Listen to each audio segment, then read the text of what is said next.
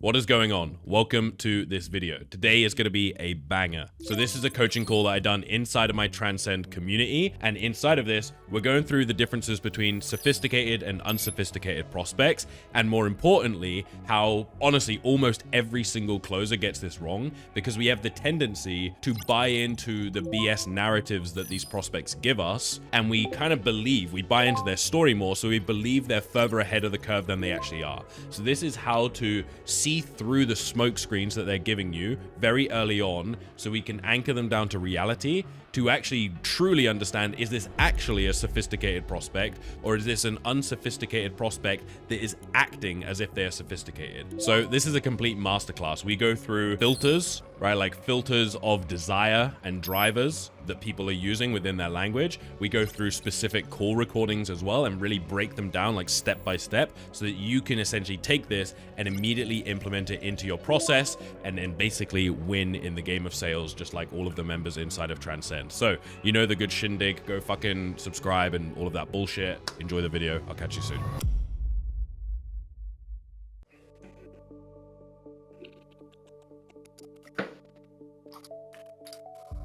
What is up? Things are amazing. Yo. There we go. We're vibing here. Oh yeah. What are we vibing to? Just life? I can't even explain it. Holy. That's what we like, man. I love it. Louis, what's up, man? Fucking exceptional. How's life? Yeah, it's been interesting last few weeks, but what can we do? Interesting is good, man. Interesting is good. Alrighty, cool. Obviously, this is my call. Alfie ran the one yesterday. We had to swap because I had like a different call that overlapped. But I also changed because Alfie's call was originally like 5 p.m. Now it's like 7 p.m. like my time and stuff. So might be a little bit lower attendance. Maybe. We'll see if people jump in. But I actually have some pretty cool stuff that I want to run everyone through that I think will be fairly beneficial. So we're going to kind of go through some of that stuff there. And then if we have time and stuff, we can always do like a Q&A if it makes sense to do so. But Q&As are one of those things, tends to be like beneficial for the individual, but not always as much for everyone else. So I always try to leave them a little bit more for the end, just if there's some stuff that they want to kind of like, you know, get wrapped up. And then if other people want to jump, they are free to do so. So what I want to go through is some stuff on the iPad a little bit, nothing too crazy. And I want this to be pretty interactive, to be honest. I think this could be a pretty strong call because the whole model of this, it kind of got inspired from the core review that I done so that's obviously posted and pinned in the channel, or in the feed, sorry. So definitely go and watch that if you haven't already, because that is more, I don't know the exact price point it is offer, but it is definitely like over stuff. It's like AI implementation, that kind of stuff. It's like quote unquote a more sophisticated buyer, but obviously if you've watched so it's a much more higher ticket type of thing, which I think can often lead to the misconceptions where it's like, okay, well, I've got a very high ticket offer, which is more of an advanced kind of sell, so like therefore everyone I speak to must be sophisticated. It's like there's varying degrees of whether someone truly has their shit together or doesn't, right? And that's kind of the premise and the model of that core review. And I want to kind of go through some of the differentiators on it, because the reality is most people that we speak to will not be in the good to great situation. I think good to great, like that is a concept that I talk about quite a lot. It's very fucking rare in sales. Like that's really only if you're selling like, you know, mastermind services or, you know, like just some like personal brand building, maybe like, right, someone that's like legitimately like dialed the fuck in on certain areas of their life and business. And then like they're looking to optimize, right? Like if I think of a man's 18K, 100%, some of these guys had like a really dialed in process. They're making 200K a month, right? They legitimately just wanted to learn from someone that's further ahead of the game to optimize the things they had in play already. There are other people I'd speak to where their shit was like terrible though, right? So you got to be able to know that like how to identify that and how to cut through the bullshit, especially the ones that give you all of the language patterns like they've got their shit on lock, because that's going to be like a really dangerous trap to go into. Okay, so we'll make this pretty collaborative. I'm going to jump between like a few calls. I'm going to jump between the iPad as well. Like we're going to jump through a bunch of different shit back and forth. So let me pull this bad boy up.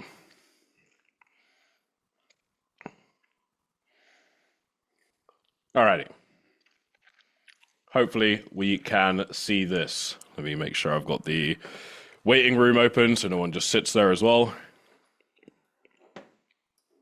Get my shit open. Cool. So if you haven't gone through the core review, I would highly recommend to do so, because this coaching call will almost be like an extension of that. It'll be like a training based off of the model of that core review, right? So the first thing I want to talk about, because some of these concepts you guys will have heard me talk about and some of them you won't have heard me talk about, okay?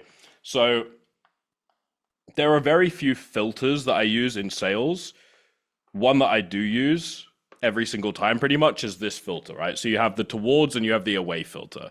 So it's a very, very, very simple concept, but it does give you an understanding of the mental model that that person is using in terms of what's important to them, right? So to make it very simple, because this is not like the premise of the training, this is just a foundational piece of the puzzle.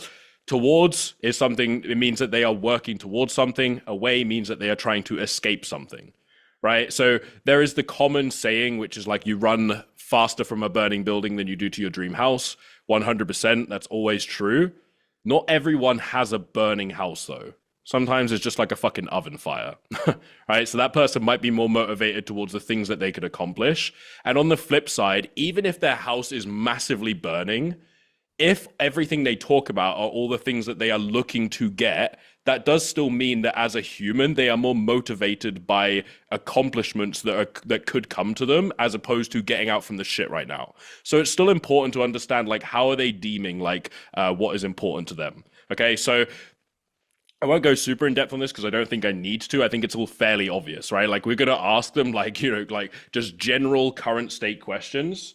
And from these current state questions, you're going to be able to basically see from their language, like, how are they describing it? Right? Are they saying, I want to get out for my 9 to 5. I no longer want to be fat, right? Like if it's a fitness offer. All right. I don't want to run my business like this anymore. Or I don't want to work all of these hours in my consultant job. That's why I want to start an online course, right? Like that was like, if I think back to offer, and I think if Alfie gets time, I think he said he might jump on like halfway through this. We'll see. But, you know, it's kind of like teaching people to set up their own kind of course product. And a lot of the time it's that they've got a very high paid job, like a very good career. They're a consultant in person, like consultant or something like that, or an engineer or some bullshit. And they don't want to keep working that because they're trying to basically get away from it, right? It's like they're working loads of hours, they're stressed, they feel like their salary increases are very like not frequent enough, right? All of this shit. So they're looking to get out of that situation, okay? Compared to someone else that would maybe say, I want to start a course because I taught my friend how to do this thing and it changed his life, right? So I want to have that impact on other people. That's a very toward filter. Or I don't want to live, like I want to live in Florida. So you would have like, I don't want to live in Florida is a way, or I want to move to XYZ is going to be, so it's very simple. It doesn't mean like, I don't need to go really any deeper on this concept, but it is something that's very important to understand, because as soon as you get that understanding, all that I am doing on this, guys, because I have very simple notes when I'm on a sales call, is I'm just writing what the filter is. So as soon as I notice, okay, this person's more driven by their goals, or this person's more trying to escape their reality, I will literally just write toward, like in the corner of my page, and just circle it. Because now there'll be certain questions that I'm asking them, which I know I can amplify the necessity to take action by amplifying their mental model. Right? So like, dude, like this would be the type of person where I'm like, dude, how is it going to feel if you actually get XYZ set up? Let's use a course. How's it actually going to feel to see that course go live? The funnel is running, the ads are pumping, and you actually start signing your first clients. What would be going through your head when that happens? Right? Like I'm going to spend a bit more time on that type of shit because it's actually something that's very important for them. Okay. So this is the first thing that I wanted to say, just like the foundational thing of it, because this is pretty important to understand what motivates them. Now, where we then go like a layer deeper on this, which is kind of the premise of the training that I want to hit here, the biggest thing that we need to be able to remove to actually help them achieve the thing that motivates them is the rationalizations and the externalizations.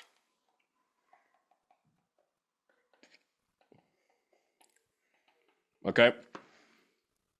The reason that they haven't accomplished what they are like wanting to accomplish is because of them not putting themselves in situations to accomplish the thing.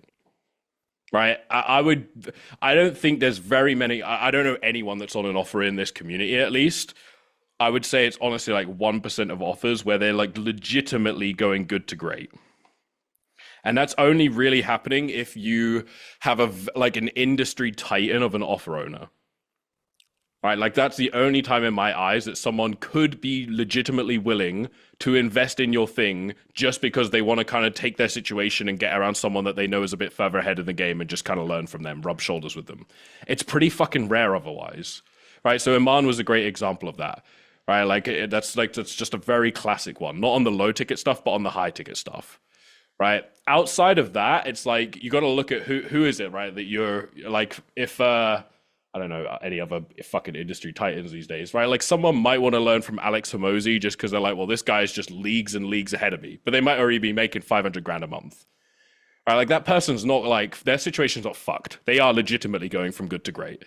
But I would say like 99% of offers and stuff that you guys will be selling on, they may be sophisticated in their language, but there is like rationalizations and externalizations that they have within their current story and their narrative that's preventing them from actually getting that. It might just be that they haven't allocated the time, they haven't invested into themselves. It might be that they're focusing on the wrong things, right? It might be that they're like gaslighting themselves and stuff, right? And we'll go into this call because I want to kind of really iron out specifically why this training came into my mind after doing that call review, because I was like, bro, like this is a person that's acting like his shit is together, but like he has nothing to show for it, right? And when we talk about the Temple Naylor approach when it comes to B2B of like very quantitative selling, we would have immediately dismantled all of his rationalizations through just breaking down the numbers of his business, because there was fucking nothing going on in his business, but there was a lot of staturing. Right? So we have to be able to understand, and this is the easiest question to ask yourself, is like, what is this person's reality?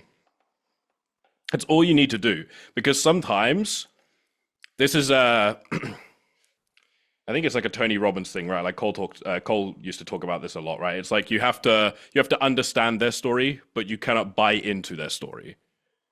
Right? Really, like that's a quote he uses all the time, but it is legitimately such a powerful principle when it comes to sales. Like such a powerful principle. But again, a lot of the times as well, I can't remember what that quote is, but the quote is like something around like, we don't need more information, we need to be reminded. Right? So these are like little bits of like reminders. It's like, guys, like when you're in the thick of a sales call, we're clinging on to every word and we're taking it as if it's the gospel. But you got to step back and you got to be like, well, what actually is this person's reality? Because when we look at, we'll go through this call a little bit and I'll pull up some key segments from the call. It's like, okay, 25 years as I think an attorney or whatever the fuck he's doing in the CRM that would be ready to be sold to at any time, and he's just waiting for his fulfillment to get, ironed out, and then he's ready to fucking go. It's bollocks. He's fucking making no money. He's making nothing. And all you have to ask yourself is, if I step away from their story for a second, right, the thing they're telling me, and don't buy into it, I just try to understand, okay, that's their world right now, that's what they think is stopping them from having success. But let me pull away, let me actually see what the reality is. He's got no clients, he's got leads, which if they were that primed, he'd be selling them already, right? There's nothing to show for it, right? And this is the key when you have to understand is that like we can break those rationalizations so fucking easily, okay? So we're going to pull up the call, we're going to go through it, and then we'll probably go into the iPad, we'll come out and we'll do some stuff again, because I want to make this pretty interactive and back and forth and stuff. But your ability as a closer, in my eyes, is to be able to spot the severity of their situation in a way that they haven't spotted and then draw awareness to it, like shine a light on it. If you can get them to come to a light bulb realization on how much their situation is fucked more than they realized, that is where you will make the sale. Like without a shadow of a doubt, that's 100% where you'll make the sale, okay? So let me pull up this call. And again, obviously I've done a full call review for this already, so I'm not gonna go through it like fully. I'm more just gonna like clip jump on this one. Right, my lock-in music right now was blaring in my ears. 100%, yeah. To answer your question there, Alejandro, sorry I missed it. 100%, yeah. Like the thing with like I had fuck, what's that guy's name? You know, did you guys know FX Alex G? I think that's his name, or something to do with the big pink fucking Bugatti and shit. Like trading dude, right? He jumped on. I think I said this story a couple times, but he jumped on the 18K offer that I was like on a sales call with me. Dude had like a big, you know, massive astronaut in the background and shit, like this crazy fucking setup. The guy is legitimately doing pretty good, bro. He's making like 2 mil a month or whatever. It's like, you know, like that's a good to great. But I would have other people where they've got a course, but there's no systems underneath it. Like they just luck their way into it. And I would get clear on that. And you could literally tell them like, dude, like, are you aware of some of the gaps that you have in your process? And they'd be like, yeah. Like, are you concerned that like at some point it could just kind of fall through and everything you built like ends up kind of breaking? You could just talk real with them, right? So it's again just like reading who's actually in front of you. So I think this is a great call because it's good, right? Done this for a solid amount of time. He's got great fucking energy. He knows what he's talking about. But I think this is basically what I was talking about. Don't pay attention to my desktop, guys. All right, fuck, you know. I'm not an organized human being. All right, these are all the screenshots there. I hope there's nothing illegal on one of these screenshots. But this is a prime example of what I was talking about, where it's like sometimes we just need to be reminded. Because we get into the narrative of like, cool, like I'm good at sales. I know what I'm looking for. I know when to call out bullshit. I know how to handle objections. But then you just kind of misread the person that's in front of you because you're just in that flow and you just kind of like, I don't want to say it's kind of the ignorance tax a little. You just think that you know. So then you kind of like end up skipping over certain things. Yeah. Law firms, and it's the latter that you're really interested in discussing. Is that right? Yeah, I mean, I'd like to definitely ramp that up, and I've been doing, you know, lead gen packages for attorneys, and it's going okay. But I'm like really like building out a bulletproof fulfillment system right now. So I'm like dragging my feet in terms of really being aggressive. Listen to the language, right? So I used to, if you watch my old school core reviews, I used to hyper focus on the language they would use, like hyper focus. I don't do it as much now because I don't want to get like so deep in the weeds, but I think it's very important. Yeah, dragging my feet, right? Like that is a clear indication of where he's at in his journey right now, and it's reflective in basically how he shows up to this call, and then ultimately how the close never fucking happens either. Aggressive, you know, because I haven't even begun to tap into my resources to you know, sell lead gen packages to the mid-level to enterprise-sized firms. I want to make sure I have everything down solid, you know, fulfillment-wise. So I only have like a handful of clients right now that I'm working with, smaller clients, and I haven't really. Okay, so what's happened there?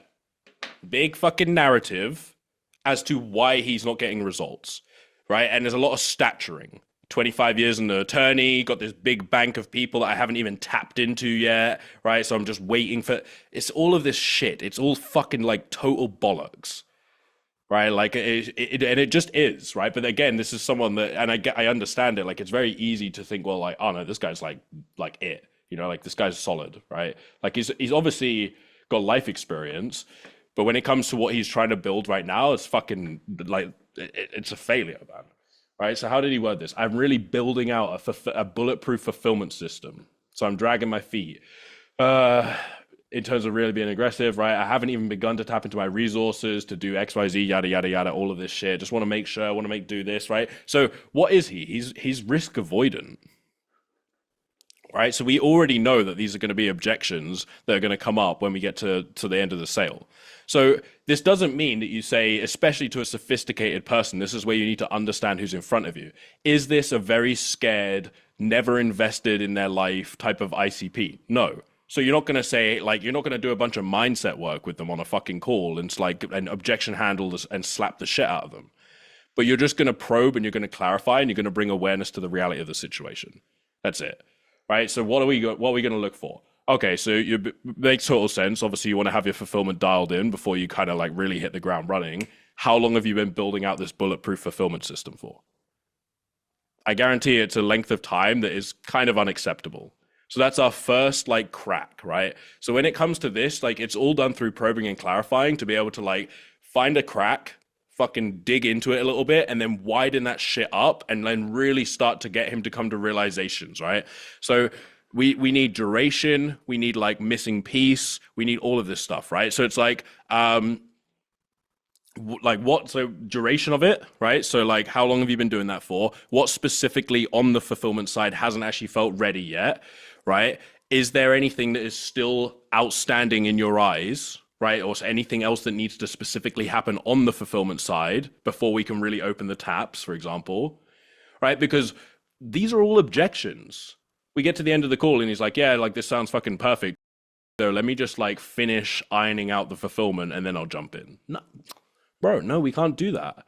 Right. And with these 3 pieces of information, now we can go deeper and deeper and deeper, right? Because this is clearly going to be a roadblock to the sale. But just those 3 pieces of information already gives us enough to kind of push back. Right? Like, hey, when is enough enough? Right? You wouldn't word it like that, but you know what I mean? It should be that kind of thing. Hey, you've already been doing this for 3 months now. Right? Like, what do you actually feel like is missing for you to finally just be able to jump in? And now we can start to pose a different like side of it. Right? Do you really feel like it's just getting that thing? Or is there anything else that you think is actually kind of stopping you from just making the jump and really making this happen right now? Right? Like we've got to be able to like pose the different side of the reality because it's not that he's just getting fulfillment dialed in. There's like a mindset fucking issue, a lack of belief. There's like a risk aversion kind of mechanism that he's got like baked within him or whatever the fuck it is. Like maybe he's just this like perfect person, right? And like the person that's just chasing this like perfect setup never gets the ball rolling. And that's what I would say to him, right? Because like, again, this is more of a, we'll say sophisticated prospect. In terms of the reality of this business, he's not sophisticated at all. But as a person, as a man, he is somewhat sophisticated. He's got a healthy career, all of this shit. So I would just tell him the truth. I would just say that shit to him. It's like, hey, like I've seen this time and time again. Right, if we spend too long really trying to get everything like absolutely perfect before we ever even start, there's kind of a risk that we never start. Right, so and I'll just fucking say that to him. It's like, so like with where your head is at now, like when do you feel like we're actually going to get the ball rolling for this? Because this would be important for us to determine like whether it would make sense for us to build a relationship and actually help you scale this up. Right, like it's such a pressing objection that's going to hold this fucking sale back that we never ever tap into, right? So we need to understand all of that shit. Let's keep going because there's a couple more rationalizations, but that alone would allow us to pass like through it. And it's see how fucking simple it is? It's literally just probing it and clarifying and then holding up the mirror towards like, hey, there is a risk to how you're showing up right now. Right? And again, you can always praise and reward this behavior as well, but then kind of backhand slap it. It's like, dude, like it's refreshing because there's plenty of people that wouldn't care about having their fulfillment dialed in whatsoever, but they would just open the floodgates and take a bunch of people's money. I'm glad that you understand the importance of actually getting amazing results for your clients. My concern is, and then we pivot. Right? So now it's like we've praised the behavior a little bit. It's like, I'm glad that you're thinking of this ethically. Simultaneously, you might fucking get to a point where you die and you never set anything up. Right? So it's like, we got to find the balance somewhere in the middle. Right? So like that is the type of like collaborative selling where we're like pulling away the rationalization. Right? Now, again, we're going to also pull up, like Daniel's on here now. There's like a little example that I'll pull up as well of like a trading one where it is a bit more direct, right? Because it's a bit more of a BizOp type of offer. With this guy, I would have taken the rationalization exactly how I've just gone through it. We'll probably do one more example as well, just to kind of like bake the point home. It's just probe, clarify, maybe praise a little bit, right? Validate or whatever it is, and then pivot towards like risk, right? Because as soon as we get any pain thread on this, i.e.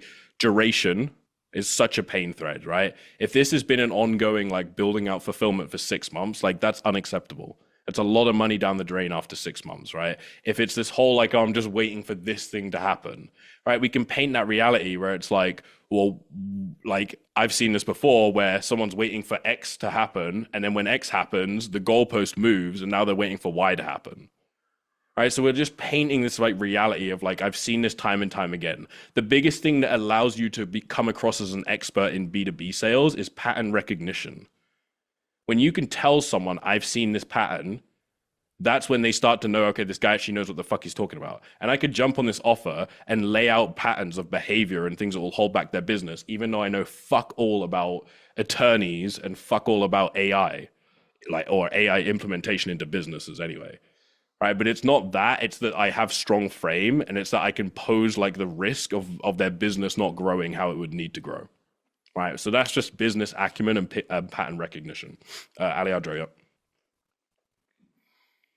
Sometimes when it comes to the, just straight up calling out the behavior versus praising them and then doing the backhand, I've noticed that with these more sophisticated guys, I'll go into praise, but I'll overdo it. Yeah. What are you using to identify whether it's a right moment to do that or not? Yeah. I think it's, if I had to like really put an answer on it, I think that it's like understanding like how you sell and who you are. If I think of me on sales calls, like I naturally come across a little abrasive sometimes. I come across a little flat, a little like what's the word? Just a little tough or whatever, right? Like just strong frame and things. So I feel like sometimes if I give praise, it kind of creates that openness around it. The other side is like, what degree of praise are you giving them? Because I definitely won't open a wormhole of it. It will be a very throwaway praise comment. And that's the way that I think it should be. It's like, hey, dude, I think your head's in the right space, right? You'd say lines like that, which is like suggestive validation, as opposed to like, dude, you're fucking killing it and you're doing amazing and like, well done. Like, I don't want to give them any of that because it's painting a fake reality. It would be like, brother, I think your head's in the right space. Like, there's a lot of guys that wouldn't even really care what their fulfillment results look like for clients, and they just take their money. My concern, though, so it's quite quick, it's quite punchy. It's also still kind of like a bridging statement into the issue as well. So I think if you have that balance of it, it's normally fine. It's only really if you make a big deal where it feels like the door's closed and you've like praised the fuck out of that situation, and it's almost like then you're closing the door on it. Then it's like weird, and I think it like creates the wrong context, basically. Got me. 100%. Cool. Let's go through like another part so we can spot, because I want you guys to get good at so immediately, right? And again, the thing is, hindsight is 2020, right? When we go through a core review, it's kind of obvious to see the core to see the rationalizations, but when we're live in the ring on a sales call, they'll often go over our head, right? So I want to go through at least like another rationalization, because I remember this guy gave a few, just so we can start spotting them, right? And pulling out the language. And I want you to like kind of write down some of this shit, right? Like look at the way he described this. When we just sit here and like look at that transcript, it's like, dude, this guy's rationalizing it out of his fucking ass.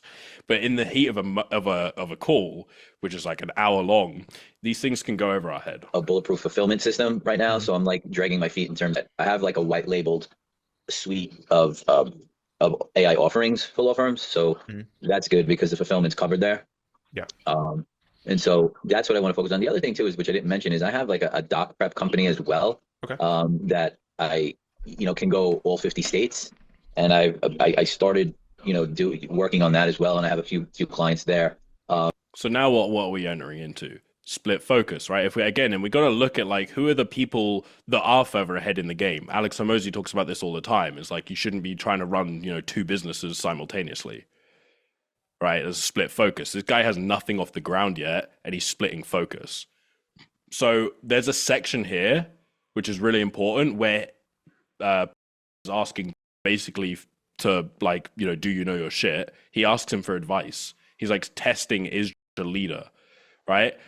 I don't need to know anything about his business model, because he's going to ask, which one do you think I should do? Should I do the offer doc, or should I do whatever the fuck else, right? You don't need to consult him on the business itself. You just need to tell him what makes the most sense for him to actually have results. It's like, well, the reality is like neither of these things are off the ground running right now. And I'm sure you've seen from some of the greatest in the business world is like split focus means that we achieve nothing, right? So like, I think as well as I do, doesn't really matter which one we put our focus into, but let's put our focus into one. You just immediately like that's given him what he needs, which is like, I'm taking leadership and I'm telling you like the risk of not fucking scaling your business, but like I'm not going deep in the weeds talking about the intricacies of offer docs or whatever the fuck. So I'm wondering if maybe it makes more sense from a fast scaling standpoint to do something like that, because we are dealing with all 50 states, and I could really probably more easily fill my calendar and deal with things Zoom wise. And each client is a minimum of most of the time with so I mean, what are your thoughts? So again, I really want to hone in some of these things. This is all hypothetical, None of this is existent. Right? So like that's the other thing you got to look for is like if it's hypothetical, then we're focusing on something that isn't, it makes no difference either way. It's like none of this exists yet. So, do you think it makes more sense to scale that? I mean, I have both. I don't have a website yet for the dot prep. That's really was more just doing the doing some meta and some Google and testing it a little bit and getting the business in. So that's really like something that, and I mean, it's easy enough to build that out, build out a website, you know, with everything that we got today, like with Claude and all the AI stuff, ChatGPT and whatnot. So I could put that together in probably a day, you know. So what are you thinking? Should I focus on the existing, or do you see how frustrating this is, guys? Like I was watching this core review and I was tweaking. I had to bite my tongue a little. This guy knows nothing about AI. I could put that together in a day on, you know, what's it called? Chat GVT or something. It's like, bro, this guy doesn't know fucking what the fuck he's talking about at all, but he's just staturing.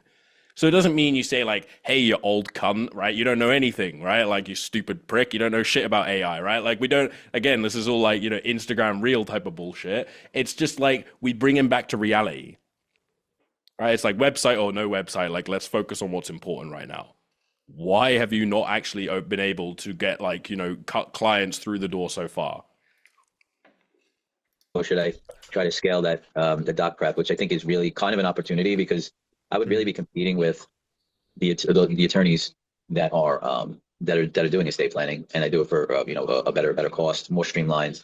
The fulfillment is like just great, and it is like a doc vault for them to access, so you don't have people calling you, busting your hump for copies of documents. So what's going through my mind right now? None of this information is useful. None of this information brings us closer to a sale. None of it is relevant to the problem that is stopping him from actually making money. So like as quickly as possible, I need to pivot. Right? So like I've said this advice before, but it's very easy to cut people off. It's very fucking easy, right? Because you literally cut them off and praise them. It's so easy. It's like there's a few ways. I could go like this, right? If Louis was talking right now and I fucking put my hand up, he's going to stop talking. Right? Now that one it feels a little ruder, so you have to immediately pull it back.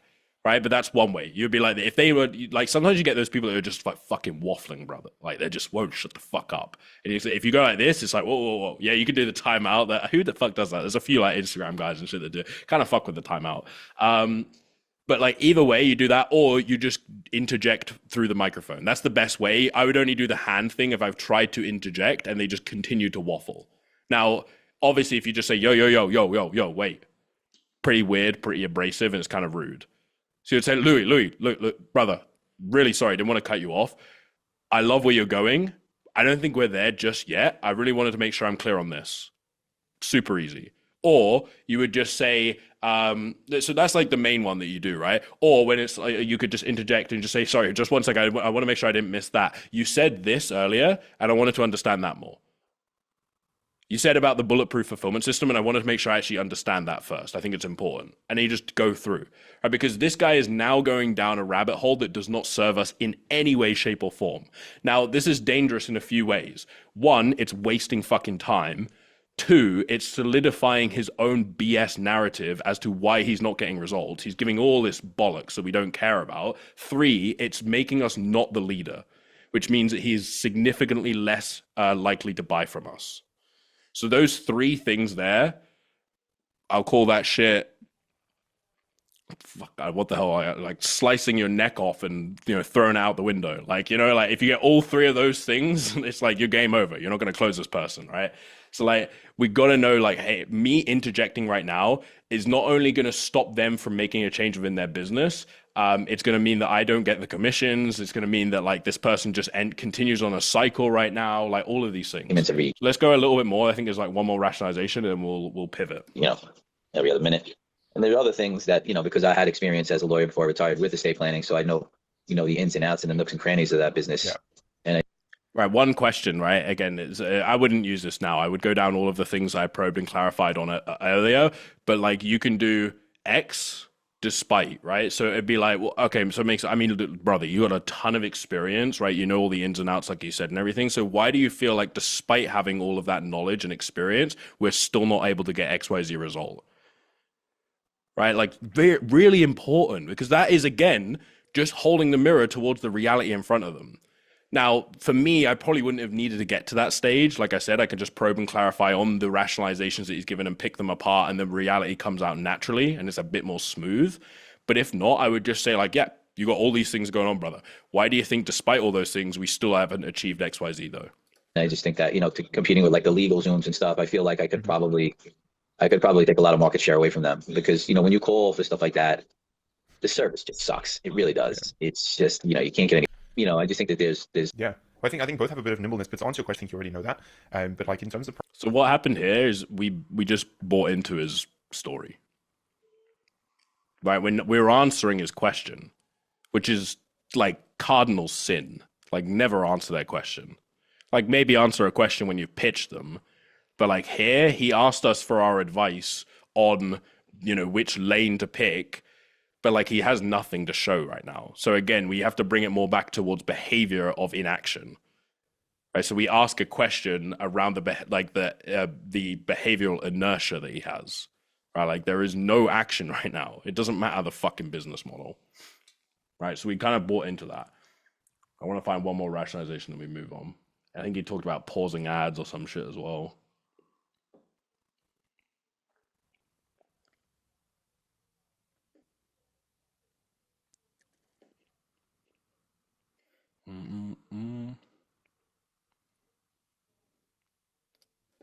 Where are you at with actually turning that into something you can deliver at bigger scale? Yeah, I'm pretty much there now. I have a team available, 4-person team available. So I'm really ready to go. Now it's just a matter of like fine tuning my ads to get the most bang for my buck, fill my calendar, and just get everything systematized and rolling. So you're already running ads?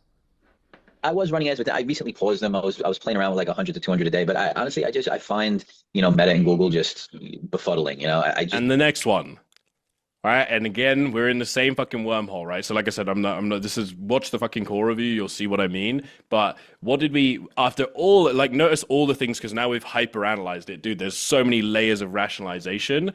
And then it's literally like, yeah, I'm really ready to go now. It's just a matter of fine-tuning my ads and I'm ready to fucking go, right? Like everything's good and I'm scaling. It's like, no, you're not, right? And then it's like, okay, are you running ads? Oh yeah, I was running them, but I paused them.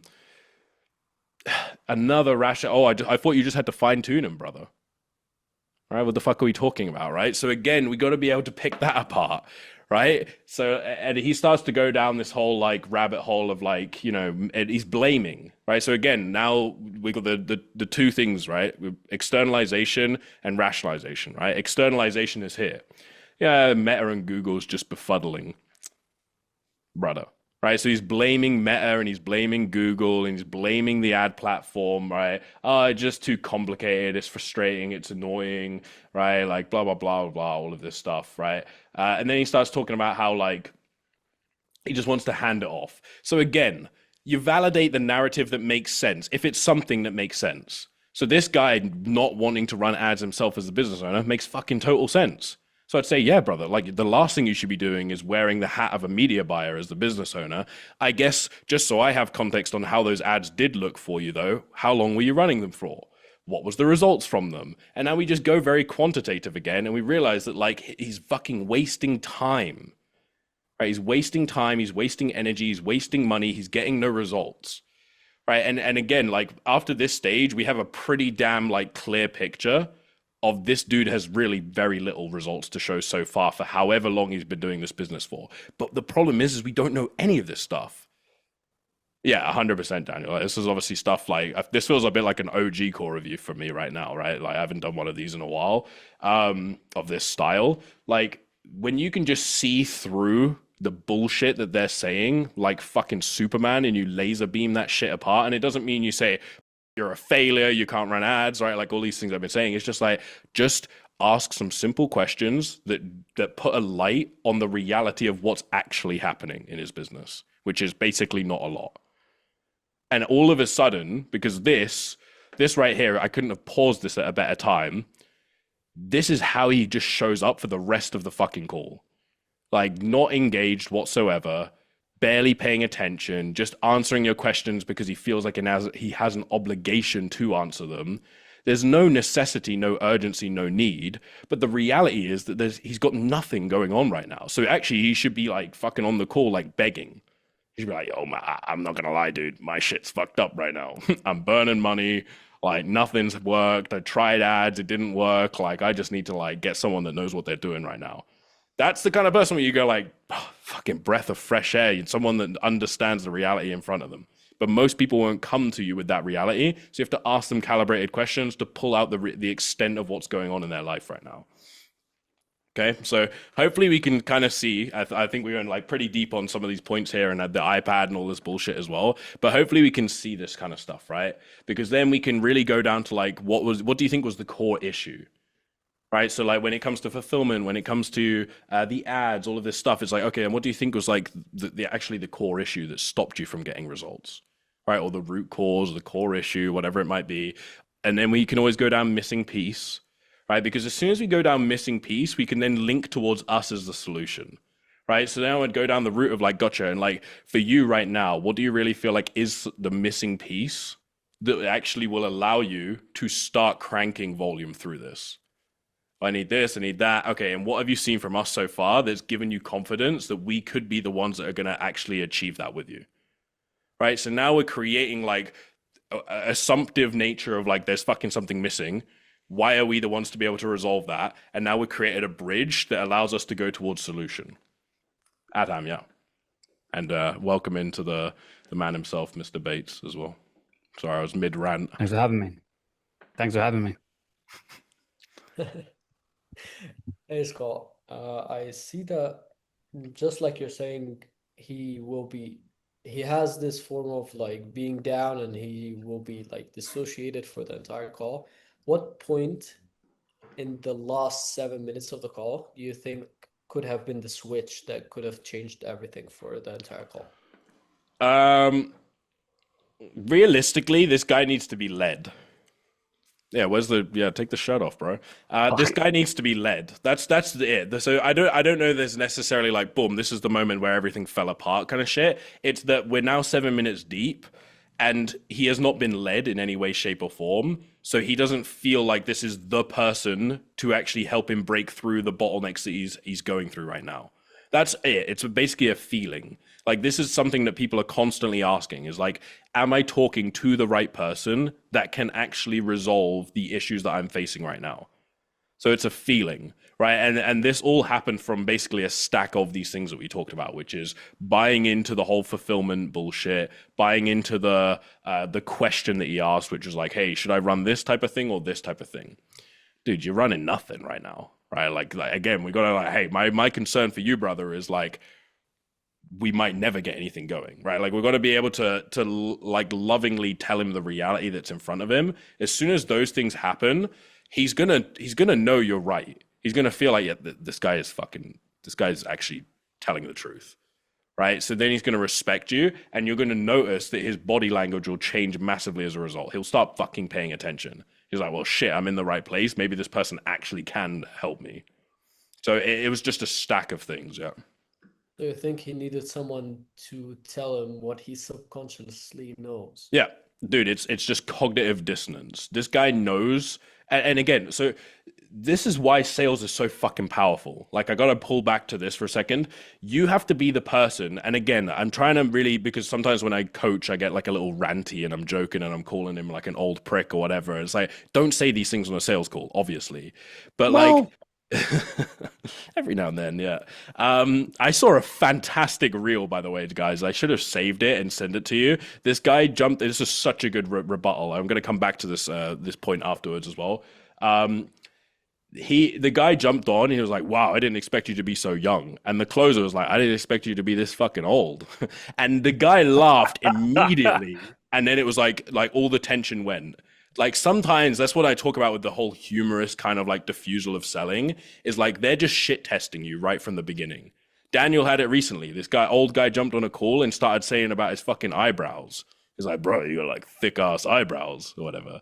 Right? It's like if you're a closer and you get like triggered by it, like they've shit tested you and you failed. But if you can be like, yeah, man, these things are like big old caterpillars, they're gonna like you. Okay, what was the question? Because now I've forgotten the point I was making. That threw me down a curveball. Adam's question? Just the end part. Yeah, it was like a follow-up The question. subconscious, him Yeah. doing it. So it's subconscious. cognitive dissonance. Yeah, this is why sales are so powerful. Yeah, yeah. Thank you. You reminded me. So this person in his life, I don't know what his personal life looks like. He's probably got friends and family and all this stuff. This shit he's saying right now is what he's saying to his friends and his family. Yeah, I got 25 years of experience and everything's ready to go. I got 15,000 leads and my business is about to pop off. I'm going to be a fucking millionaire, yada, yada, yada, yada, yada. And the friends and family, they support him, but they're not actually telling him the truth, and they're buying into that as well. They're like, yeah, you're gonna crush it, blah blah blah, right? The power of sales is to finally be the person that actually is willing to tell them a bit more of the truth and the risk of that truth, and then that's the first time that they feel like actually understood at a subconscious level. Exactly like you said, this person is basically faked a narrative so hard that consciously that's what he's saying, but subconsciously he knows that that's like there's cognitive dissonance between reality and what's actually like what he's actually saying. And that, how powerful is that, guys? Like, that's your role as a closer, is like to have these slightly tougher conversations all in the name of the game of love for like, I'm gonna fucking help this person because there's risk to me not helping this person. And notice how, like, as we went through his core review, all I done was just ask a simple few probing and clarifying questions, hold up the mirror towards what some of the risk actually could look like if you don't put yourself in the right positions and do the right actions. And all of a sudden, it's like, oh, fuck, this person is telling me the truth. Again, it didn't come from me, like, grabbing him by the collar and, like, shaking him around. It's just a few simple questions that get them to think in a different way. Beautiful. All right. Well said, beautiful. Gorgeous. I'm always that way. Let's do one more. I haven't really watched this yet, but Daniel, I think this is like more of a direct. If I'm, let me play it and I'll give my thoughts on it. I wanted to see what the fuck happens. On it, or that I might be closing well on longer term trades, but my scalp closing is not. I'm not closing well on my scalping. I would say that I have opportunities that I can make better. I'm finding things way too slow. So Why is mentorship, that happening? like getting. Why do you feel like you're finding things slow? Like, why do you feel like you're finding things slow and you're not ending off the trades well? You're not closing it off well. Why do you feel like that's happening?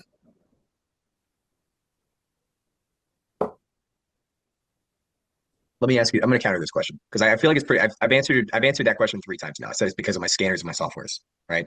My news. You know.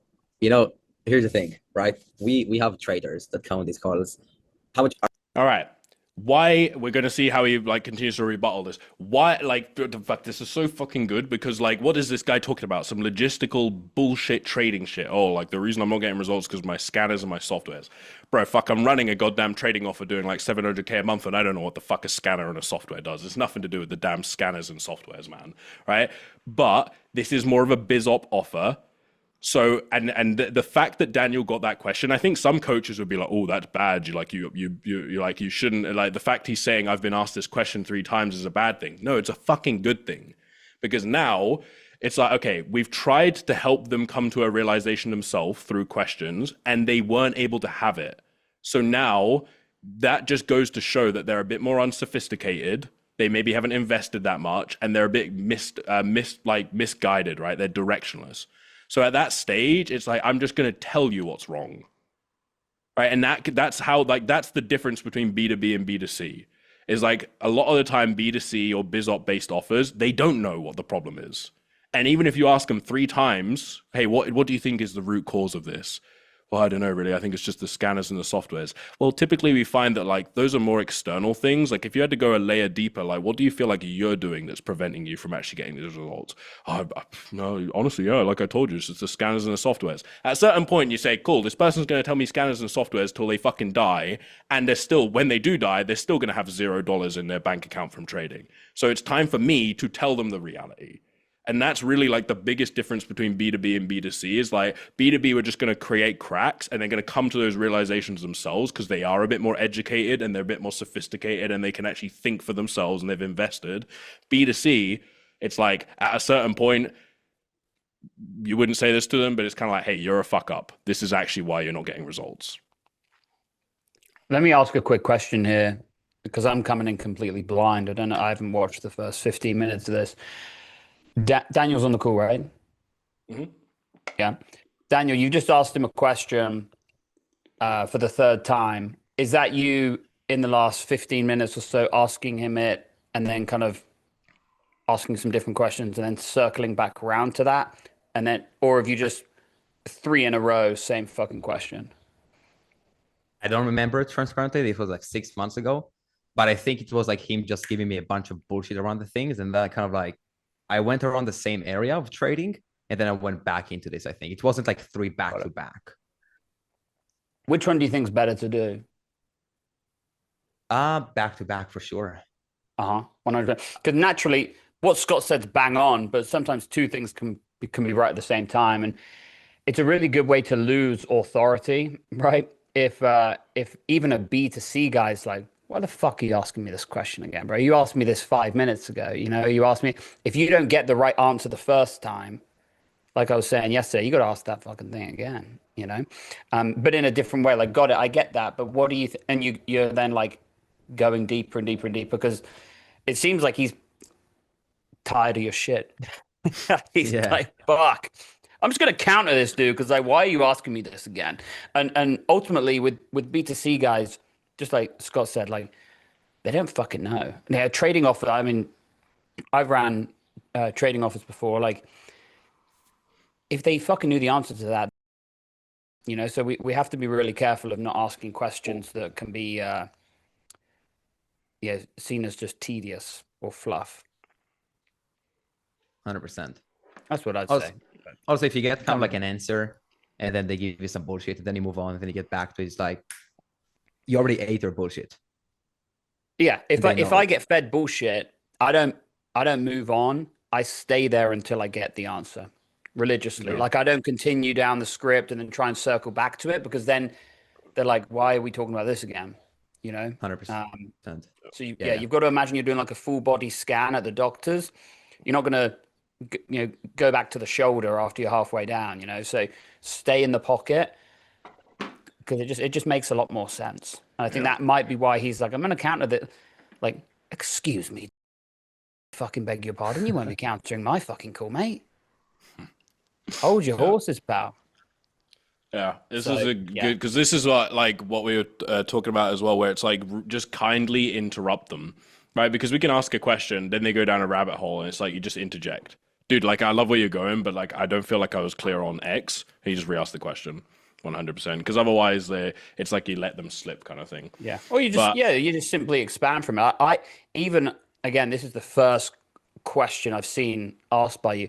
Even the way I could sense that you were asking it, and maybe this is just my autism flaring up again, so you'll have to excuse me, but even the way I felt when you asked that question, I wanted to counter it. I felt the awkwardness or the abrasiveness, so to speak, when you were asking that question. Like, I don't feel like you were asking it to truly help him. I felt like you were asking it to just try and kind of, I don't know. Maybe that's just me. Did anyone else feel that, or am I just a bit of a? I get what you're saying. I think it was coming down to the fact that like this guy came on as like the fucking guy that knows all of his shit. I have an 85% win rate, all of that bullshit. Then like you're gonna see it in a second, but he made $15 last month. And obviously this was like a while ago, but like I think at that point I was like, bro, like fucking hell, like dude, like you're fucking nothing. It's like, tough. You know what I mean? Yeah, you got to be unshakable though. Unfortunately, as soon as you guys end up on other sides of the table, the deal's lost. You know, 100%. But no, you're right. I that's why I try not to sell B2C anymore, because you have to deal with. But I know, bro. Tough life. Cool. So let's I want to just show this, because this is a bit more of like a challenging one, but then we kind of just like pull out the reality in front of us, right? So I think it hones in the point of what we were kind of really deeply going into, which is just like, let's just bring it back to like actual results that are happening right now, right? Because there's all this stuff around like fucking, I know what I'm doing, and all this sophisticated language he might use, and he's talking about scanners and God knows whatever, right? Like he's probably got like a pentagram on the floor, like dedicated to his trading results, with a goat hanging up and shit, and his whole like walls are covered in trading algorithms and shit. But it's like, how much money's in the bank? Oh, $15. Okay. Are you making money with trading right now? Like, how much are you making per month? Shit, I made $15. Okay, $15. Okay, good. So we have students that come here that are making 10,000 a month, 20,000 a month, 30,000 a month with the worst systems I've ever seen, with the worst software, but they still do it, right? Because not about the software, it's about the skills that they have, right? So we can, and I'm just gonna be direct here, like man to man, right? We can blame things on the like softwares, whatever it is, but it's always within ourselves, right? So what do you feel like you can do better?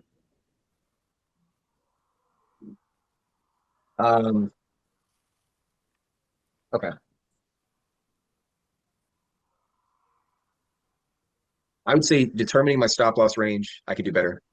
Determining. Do you feel like this was the first time that you actually put any thought into a question that you asked? Yeah.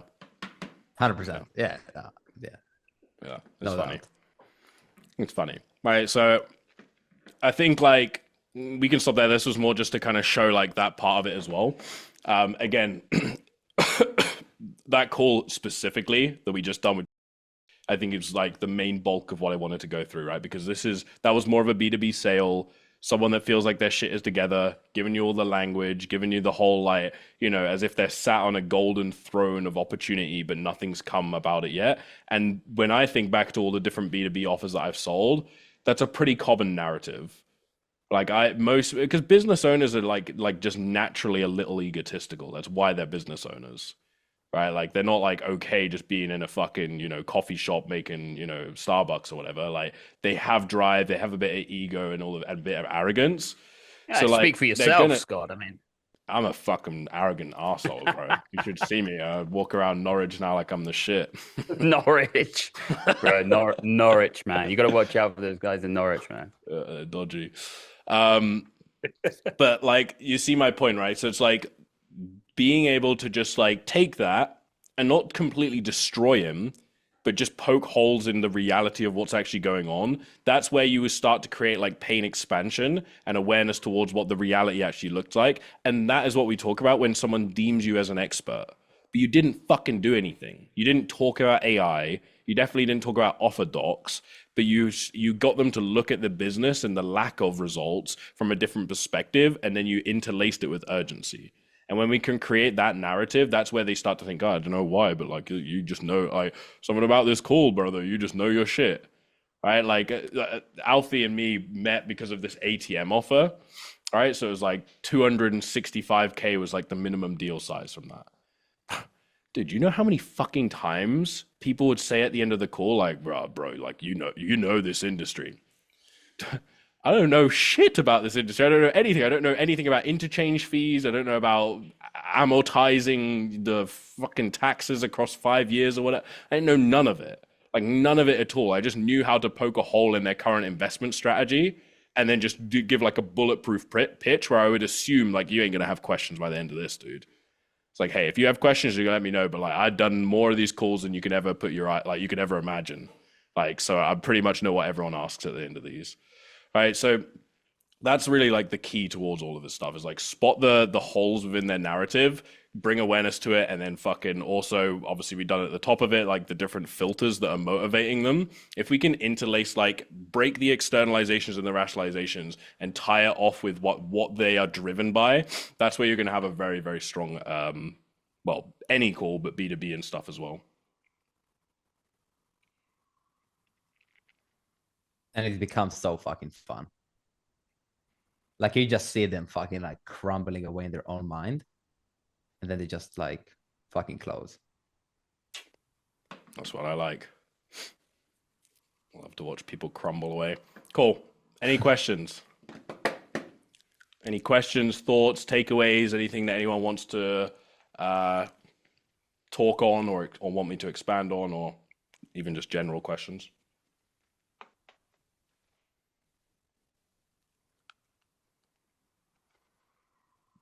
I think a good example actually would be able to point out to Yusuf how Daniel towards the end of that call on that last segment was kind of mean. But he was super direct, but he cared. You could tell that he had that passion and enthusiasm in the way that he spoke.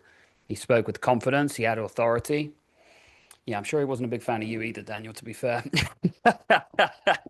But you've got to be willing to risk being disliked in order to change people's lives. You know, it's like being a parent. You know, I would know having 0 kids, but I'd imagine it's also like leading a sales team, right? For any managers here, I'm sure every manager here has had plenty of examples of really fucking laying into someone and giving them some real tough love and calling out their shit and risking them not liking you, and then they come back around and they fucking love you because you've just helped them make 30 grand in a month, and they've been making 10 for the last 6 months. So you got to risk. You got to risk it for a biscuit, you know. That's what I would say. Yep. Be mean, but like the biggest thing is you can't just be mean and not care. Like Daniel, you did a really good job there. Of when I first saw what you said, I was like, yeah, the way that you're asking that didn't even seem like you were really caring all too much. And then boom, you call them out, and it was just the passion that you had was really impressive. So good shit. You clearly care about it, which is good. There you go. These little like buzzwords create that environment a lot as well. Like obviously you have to internally care, but that little like, hey, like man to man, stuff like that lands very well. It's like, hey, like just all cards on the table for a second, right? Because it's like you lower the tone. It's a bit of a pattern interrupt, and then you go for it. The other thing, like I already said on yesterday's call, but for anyone who wasn't on there, you can literally just tell them about what you're going to do as if you're coaching yourself, and it's so fucking powerful. Right? It's like, hey, like I kind of hate to do this stuff, but I'm going to tell you this because I actually kind of care, right? And then you just tell them the thing. And it's like, it's just so like, it's a really easy, like I call it, like we talk about this all the time in the modules, right? The heuristic. It's a really easy heuristic way, like cheat code way to immediately go and do the thing, even if you feel uncomfortable by it. Because like you coach yourself into doing it, basically. So powerful stuff. And just like that, there is a fucking colossal downpour that just hit the city of Norwich. Here, my window's getting smashed upon right now. Cool. Happy Wednesday. Appreciate you guys. Appreciate you. I will post the call recording of this in the school and everything. And peace and love to everyone on here. Appreciate everyone. Catch you on the next one.